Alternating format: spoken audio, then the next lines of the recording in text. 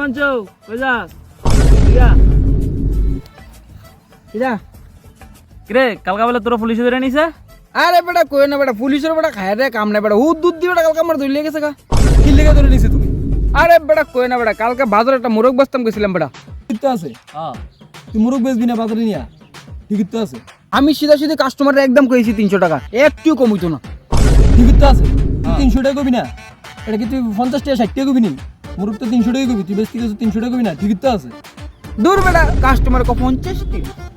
ঠিক তো আছে তুই তো 50 টাকা কবি তুই কি 300 গেলে 300 দিয়ে লাগবি না কাস্টমার তো 50 টাকা কবি ঠিক তো আছে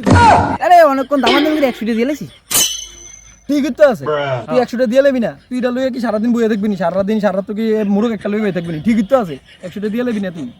আর কই না বেটা যেই মাত্র মুরগটা বেচছে 100 টাকা লইয়া আসিরা মদের একটা দোকানে গেছিলাম বাংলা মদ কিনলাম মিলে ওই সময় যদি বেটা পুলিশে গাড়ি ধরে লইয়া থাকা ঠিক তো আছে তুই নিব না তুই বাংলা মদের দোকানে ঢুকলে পুলিশ তো তোর ধরে নিবই ঠিক তো আছে না নিয়ে আবার কুদু করে সাইরেও দিচ্ছে ঠিক তো আছে তোর কি বড় আসামি নি তুই তোর জেলে নিয়ে রাখা দিব তোর তো সাইডে দিব না আরে কই না বেটা থানার থেকে বাইরে ছিল বেটা আবার বাংলা মদের দোকান থেকে বাংলা মদ খেলেছি ঠিক তো আছে এত কষ্ট করে মুরগটা বেচত টাকাটা দিয়ে মদ খাবি না ঠিক তো আছে